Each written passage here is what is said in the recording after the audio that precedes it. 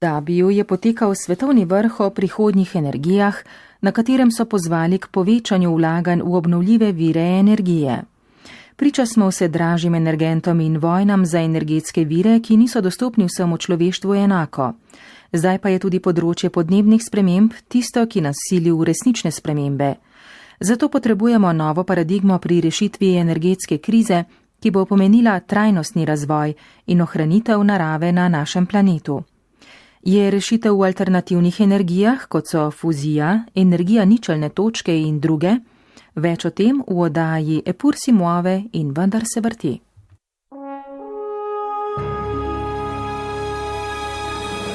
Epur si muove.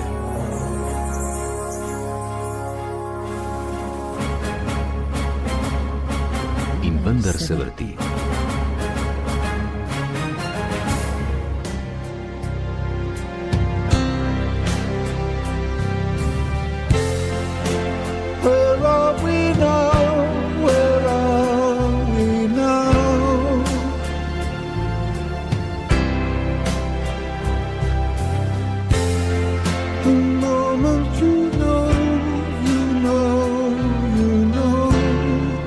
Zgraditi moramo novo energetsko prihodnost, temelječo na tehnologijah in inovacijah v dobro ljudi in našega planeta. Trajnostna energija za vse je na dosegu roke, je na nedavnem svetovnem vrhu o prihodnjih energijah v Abu Dhabiju dejal generalni sekretar Združenih narodov Ban Ki-moon.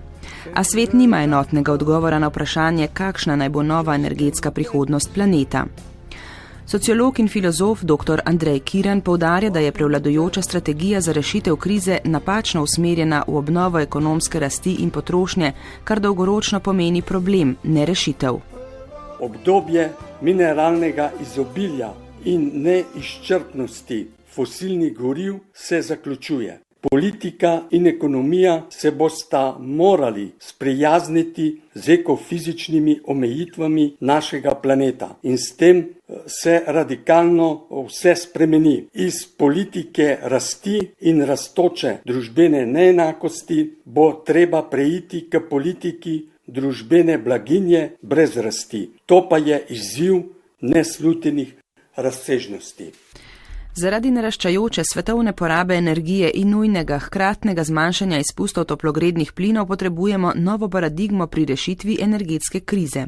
Evropska poslanka, ki v Evropskem parlamentu deluje na področju energetike, doktorica Romana Jordan, pravi, da je energetika osnovna dobrina, za katero so skrbele države s centraliziranimi sistemi. To, kar jaz vidim, da bo sprememba paradigme, je bolj v smeri decentralizacije, kajti države so bile z energetskimi sistemi, ki so temeljili na fosilnih gorivih, tudi precej odvisne od uvoza, kar pa pomeni njihovo seveda odvisnost, ki jim delno krati neodvisno izvajanje politik. Hkrati je to tudi poseben problem varno dobavljanje energije. No, v zadnjem času, kot ste rekli, je pa tu še skrb za izpuste, za segrevanje ozračja, za podnebne spremembe in to se nekako tudi lepo ujame, kajti iskanje novih virov energije je iskanje virov, ki so na ozemlju držav, je iskanje virov, ki jih daje narava in to pomeni zmanjšanje uvozne odvisnosti, hkrati pa tudi to kombinirajo, da so to viri, ki ne povzročajo izpustov toplogrednih plinov. Podobno kot Jordanova, tudi vodja Centra za energetsko učinkovitost magister Stane Mrše kot prvi ukrep izpostavlja zmanjšanje porabe energije. Rabo energije je potrebno zmanjšati, to je temeljna usmeritev, skratka danes imamo tehnologije, da lahko z enako količino energije naredimo bistveno več, če govorimo recimo za industrijo, po drugi strani pa tudi z bistveno manj energije lahko živimo na enakem ravni standarda oziroma lahko celo še bolje. No, in to je pravzaprav tisti največji vir energije, ki ga mi vidimo in ki ga opisujejo tudi zadnje študije od Mednarodne agencije za energijo Evropske komisije, skratka, da je potencial za prihranek tako velik, da je to resnično tisti prvi korak, s katerim se moramo soočati. Seveda potem pa je treba iskati trajnostne vire za prihodnost, ne?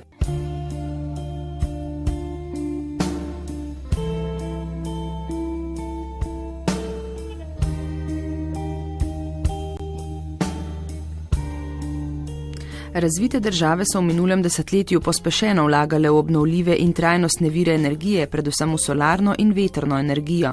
Mednarodni cilj je podvojiti obnovljive vire do leta 2030 na 30% globalne energetske mešanice, a naj bi se delež povečal le za 5%.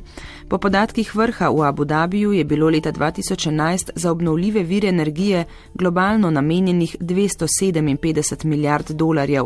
Lani pa so se vlaganja znižala kar za 10%, prvič v 10 letih. Magister Merše pravi, da je upad posledica znižanja stroškov obnovljivih energij. Zagotovo je povezana stvar tudi s tem skokovitim razvojem, ki je nekje tudi presenetil nekatere države. Skratka, ta razvoj vetrne in sončne energije je bil res tako velik, da je v nekaterih državah dejansko prišlo celo, lahko govorimo, do nekih zlomov teh podpornih shem kot takih. Seveda povezano tudi nekoliko z gospodarsko krizo v teh zadnjih letih, seveda omejevanje finančnih sredstev, ampak teh 10% ni nek velik upad, ampak gre pač za neko optimizacijo na tem področju. Skratka, tehnologije, ki so že zrele, ne potrebuje več toliko podpore, kot je recimo vetrna energija ali pa tudi podpora sončne energije se je dramatično znižala. Tudi v Sloveniji, recimo, če gledamo na megavatno uro proizvedene energije. Vendar gre še vedno za drago tehnologijo in vprašanje je, kdo bo zagotovil kapital za njeno uresničitev. Romana Jordan. Obnovljivi viri energije so dražji. Trenutno še niso prišli do te stopne komercializacije, da bi bil njihov razvoj možen brez nekih subvencij, brez določenih sistemov, ki spodbujajo uporabo teh obnovljivih virov energije, ki spodbujajo investitorje, da investirajo vanje. In zato je seveda potreben denar in države, ki imajo recimo proračunske težave, si le težko privoščijo, da potem tudi spodbujajo te obnovljive vire energije. Sama Evropa, če bi šla v tej smeri nekega občutno večjega deleža obnovljivih virov naenkrat, bi lahko to pomenilo preveliko breme, ker veste, to se potem prenese na ceno električne energije. Nemčija, ki gradi svoj zgodovinski projekt temeleč na obnovljivih energetskih virih, predvsem na vetrnicah, še vedno upa, da bodo v sodelovanju s severnoafriškimi državami izkoriščali sončno energijo v puščavi. Stane Merše. So nekateri veliki projekti v igri, kjer je realizacija gotovo še nekoliko pod vprašanjem oziroma vprašljiva. Dejstvo je, da je pač v območju Sahare ogromno energije skladiščene že danes v obliki fosilnih virov, kot je nafta in zemeljski plin, in pa posledično je pa tudi sončne energije tam največ, kot da bi rekel, potencial za prihodno uporabo obnovljivih virov na tem področju je ogromen.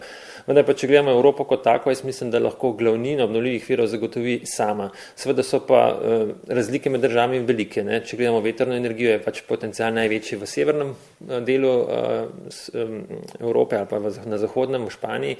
Medtem, ko če gledamo Slovenijo kot tako, pa že danes je, bi rekel, največji potencial na področju lesne biomase, če gledamo z vidika količinsko, oziroma po drugi strani pa vodna energija, če gledamo na področju električne energije.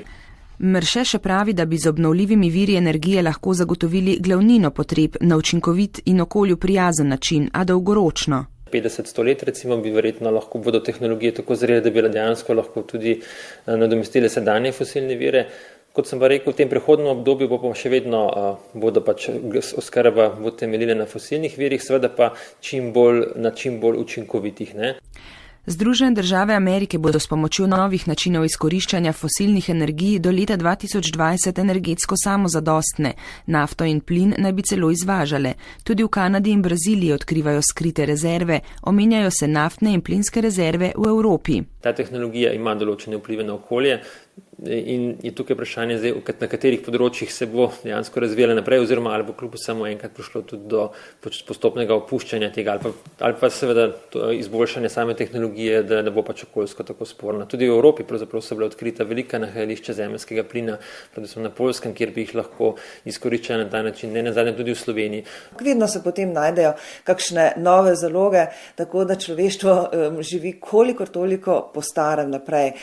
Tako da mislim, da je zdaj predvsem področje podnebnih sprememb tisto in znanstveniki z področja podnebnih sprememb so tisti, ki so nam dejali, da moramo zares razmišljati o novi paradigmi. Predvsem plin iz peščenjakov je naredil neko novo revolucijo, kajti v Združenih državah Amerike ga proizvajajo v ogromnih količinah in zaradi tega dejansko so postali uvozno mnogo manj odvisni in pri njih je cena plina tudi občutno padla. v Evropski uniji približno 5-krat višja kot v Združenih državah Amerike. Vodja Slovenske fuzijske asociacije dr. Andrej Trkov pravi, da glede prihodnjega energetskega razvoja nima razloga za optimizem, saj prevladujejo lobiji, ki vlečejo po njegovem v napačno smer. Naj mi poslušalci oprostijo, ampak jaz verjamem, da jedrska energija lahko nudi alternativo, zato ker je brezoblična in rešuje kratkoročno probleme onesnaženja z ogljikovim dioksidom. Najbolj nesmiselno pa je se ustaviti v tem trenutku, ker nam bodo radioaktivni odpadki, ki so se do zdaj akumulirali, nam bojo ostali za dolgočasovno obdobje. Radioaktivnih odpadkov se pa ne da uničiti z kemijskimi sežigalnicami, ampak je treba jih uničiti z jedrskimi metodami in to so pa lahko nove generacije jedrskih naprav, s katerimi tiste najbolj dolgožive odpadke v bistvu koristno uporabimo za produkcijo elektrike.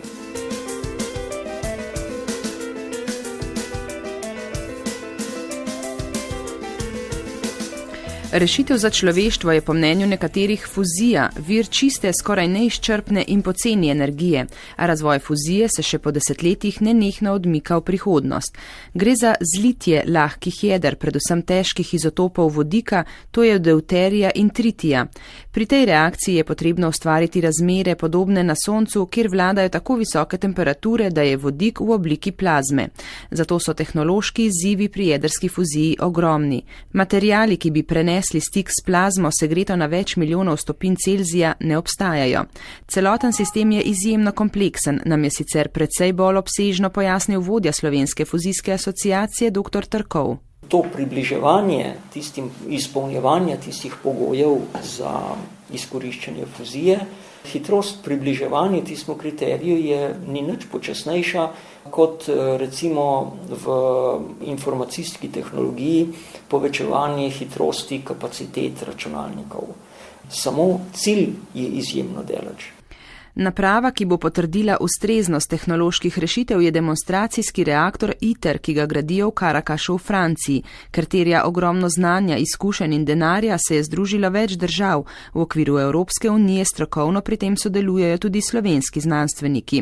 Izgradnja tokamaka, teroidne magnetne posode, bo stala 10 milijard evrov. Kaže se luč na koncu predora. ITER je v gradnji, dokončan bo predvidoma leta 2020 in takrat se bo potem izpopolnjevala tehnologija za projektiranje in izgradnjo demonstracijske naprave, ki se bo predvidoma začela graditi leta 2030 in bo dokončana do leta 2050. Takrat si lahko potem obetamo prvo elektriko iz jedrske fuzije. Čisti vir energije fuzije naj bi torej občutila šele prihodnja generacija. Dr. Andrej Kirn izpostavlja še življenjskost neke tehnologije. Tu je pomembno razlikovanje med izvedljivo in življenjsko sposobno tehnologijo.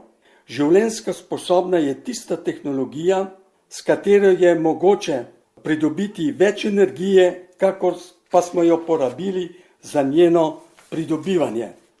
Bi hladna fuzija lahko bila eden od najčistejših in najcenejših virov energije za množično uporabo.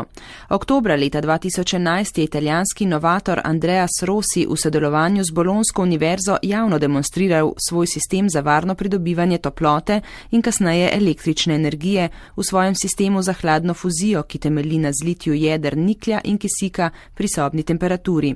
Njegov 1 megavatni sistem naj bi stal manj kot 1 milijon evrov. Dr. Trkov. Te trditve o hladni fuziji, to se pravi, da bi zlivali nikelj in kisik, to ne gre. To nima osnove. Namreč nikelj ima naboj 28, kisik 8 in tako močne odbojne sile premagati je za moje pojme iluzija. Ker tudi produkt potem ne more biti stabilen. Možno je, da je dotični gospod v svojem sistemu resnično prišel zaznal neko eksotermno reakcijo, da je prišlo do sproščanja energije. Veliki izumitelj Nikola Tesla je delal poizkuse, s katerimi je skušal zbuditi energije, ki se nahajajo v vakuumu in naj bi bili največji izvor energije. Tesla naj bi že pred Prvo svetovno vojno svoj avtomobil z električnim motorjem poganjal na energijo iz etra, ki jo je lovil z anteno. A številni njegovi poskusi in izumi so zaviti v skrivnost. Po njegovi smrti naj bi najzanimivejše dokumente zasegla ameriška zvezna policija FBI. A tovrstnih poizkusov naj bi bilo v današnjem času vedno več. Nekateri znanstveniki ali entuzijasti trdijo, da jim je že uspelo izdelati naprave za proizvodnjo energije ničelne točke, vendar naj bi močni finančno-energetski lobiji te tehnologije na različne načine držali v tajnosti. Vprašanje, ki si ga zastavlja laična javnost, pa je, ali je mogoče v današnjem globalnem informacijskem svetu skriti takšne nove tehnologije, če bi te obstajale. Evropska poslanka doktorica Romana Jordan. Težko verjamem v teorije zarote, sploh glede na to, kar ste dejali, da je svet dejansko tako povezan.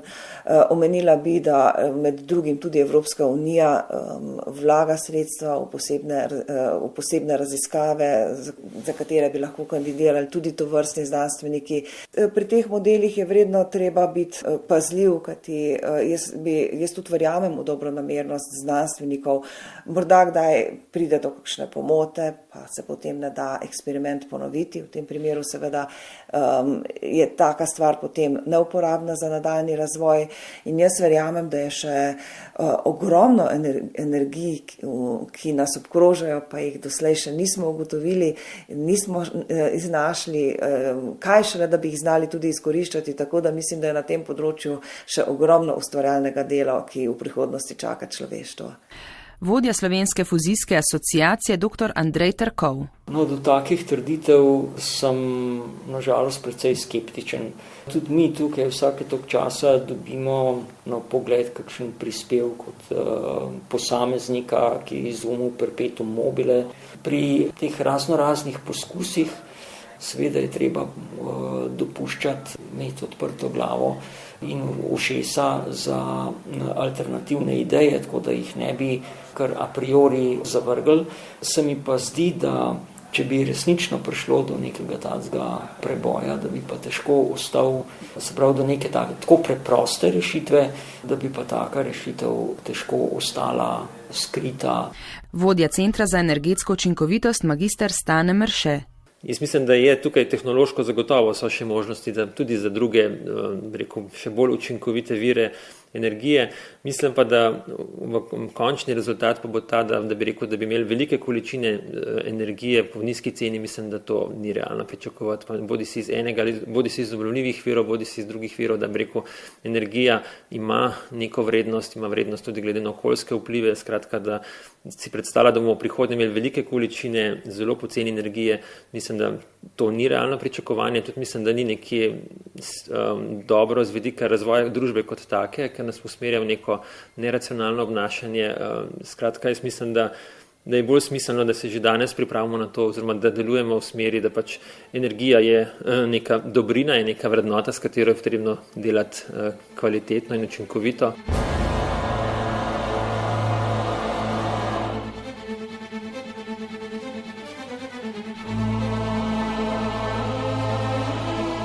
Sociolog profesor dr. Andrej Kirn izpostavlja, da je človeštvo na prelomni točki svojega obstoja.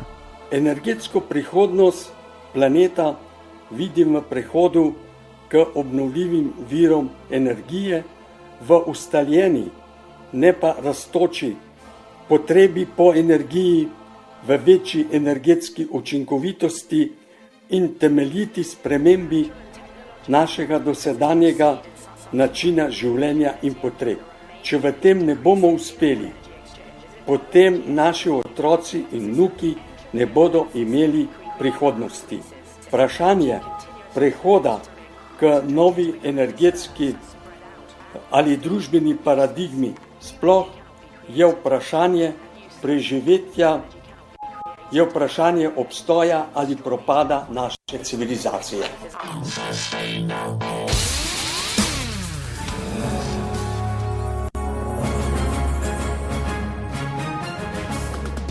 To je bila redna tedenska oddaja zunanje političnega uredništva Epur si muove in vendar se vrti.